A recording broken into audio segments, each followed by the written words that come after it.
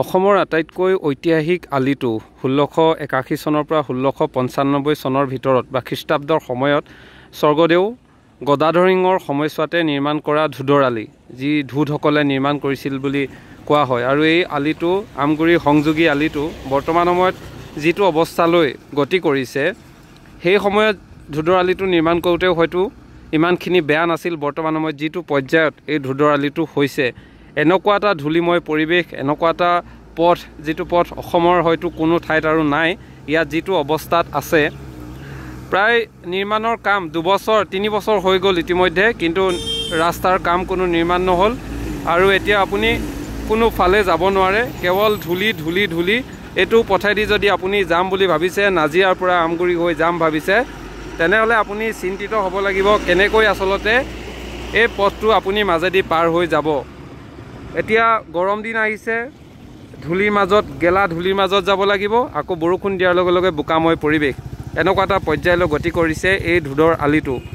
আৰু যি ৰাজনীতি, ইজনে সিজনক জনপ্ৰতিনিধিয়ে সমালোচনা কৰে, ইজনে সিজনলৈ ঠেলে, আৰু এই ৰাজনীতিৰ মেৰপাকত আজি এইদৰে পৰি ৰৈছে। আৰু যিজন ঠিকাদাৰ, যি ঠিকাদাৰ গোষ্ঠীটোৱে এই পথটো পাইছিলে, এই ঠিকাদাৰ গোষ্ঠীটোৱে বৰ্তমান সময়ত কি পৰ্যায়ত তেওঁলোকে কি প্লেনিং কৰি, আৰু এই বিভাগৰ ইঞ্জিনিয়াৰে আচলতে কি প্লেনিং কৰি এই পথটো নিৰ্মাণৰ ব্যৱস্থা কৰিছিল, তাৰ ফলৱতী পৰৱৰ্তী পৰ্যায়ত যি ধৰণৰ এতিয়া পৰ্যায়লৈ গতি কৰিলে, এইটোৱে হৈছে ঐতিহাসিক পথ, যিটো 1681 খ্ৰীষ্টাব্দৰ পৰা 1695 খ্ৰীষ্টাব্দৰ ভিতৰতে সময়ছোৱাত স্বৰ্গদেউ গদাধৰ সিংহ, আহোম স্বৰ্গদেউ গদাধৰ সিংহৰ সময়ছোৱাত এই পথটো নিৰ্মাণ কৰা হৈছিল। আৰু সেই নিৰ্মাণ কৰাৰ বাবে এইটো ঐতিহাসিক পথ বা ঐতিহাসিক ধুদৰ আলি বুলি কয়। আৰু এই ধুদৰ আলিৰে বৰ্তমান সময়ত যিটো অৱস্থা, এই অৱস্থাত কোনো মানুহে আচলতে যাব নোৱাৰে। ইয়াৰ যিসমূহ বিদ্যালয় আছে, ছাত্ৰ ছাত্ৰীসকলে যিদৰে ইমান ধূলিৰ মাজত কষ্টত যাব লগা হৈছে, বিগত 3টা বছৰে যি ধৰণৰ এটা পৰিৱেশৰ সূচনা হৈছে, চৰকাৰে হয়তো দেখা নাই, জনপ্ৰতিনিধিয়ে হয়তো দেখা নাই, যদিও দেখিছে কি মেৰপেচত এইবোৰ ৰৈ গৈছে, তাক লৈ কোনেও প্ৰশ্ন উত্থাপন নকৰে। জনসাধাৰণে প্ৰতিবাদ সাব্যস্ত কৰিছে। প্ৰতিটো দিনতে তেওঁলোকে যি ভুগিছে, এই দুৰ্ভোগ ভোগাৰ ফলত সকলোৱে চৰকাৰক বা জনপ্ৰতিনিধিক সমালোচনা কৰিছে।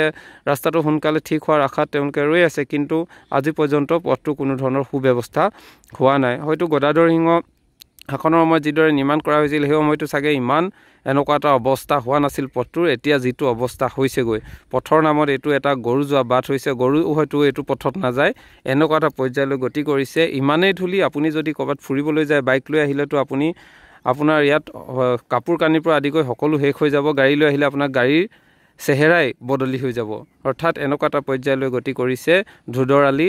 নাজিৰাৰ পৰা আমগুৰি সংযোগী এই পথৰ যি ইতিহাস প্ৰসিদ্ধ নাম আছিলে, সেই ইতিহাস প্ৰসিদ্ধ নাম থকা আলিটোক এতিয়া ধ্বংস কৰি দিছে।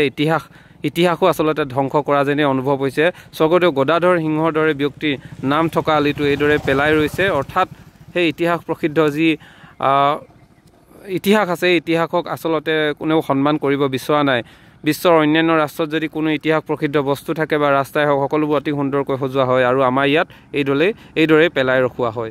এয়াই হৈছে আমাৰ আশা কৰিবলগীয়া জনপ্ৰতিনিধিসকলৰ কাম। এতিয়া জনপ্ৰতিনিধি বুলি ক'বলৈ গ'লে কাক ক'ব? এতিয়া সকলোৱে ইজনৰ সিজনলৈ ঠেলে, মন্ত্ৰী হওক, সাংসদ হওক, চৰকাৰ হওক, তেওঁলোকে আচলতে সকলোৱে এতিয়া ৰাজনীতিত, ইজনে সিজনৰ ঠেলি ৰাজনীতিত গুচি গৈছে। কিন্তু উন্নয়নৰ স্বাৰ্থত কি ধৰণৰ কাম কৰিছে, আৰু যি ঠিকাদাৰ দিছিলে, ঠিকাদাৰসকলে আচলতে কি কৰিলে, ইয়াৰো কোনো ধৰণৰ বিশেষ তদন্ত হৈছেনে নাই, এইবোৰক লৈ বহু প্ৰশ্ন উত্থাপন হয়। তথাপিও এনেকৈ এতিয়া সাধাৰণ জনতাই ধূলিৰ মাজেৰে প্ৰতিটো দিনতে কক বোকাব লগা হৈছে।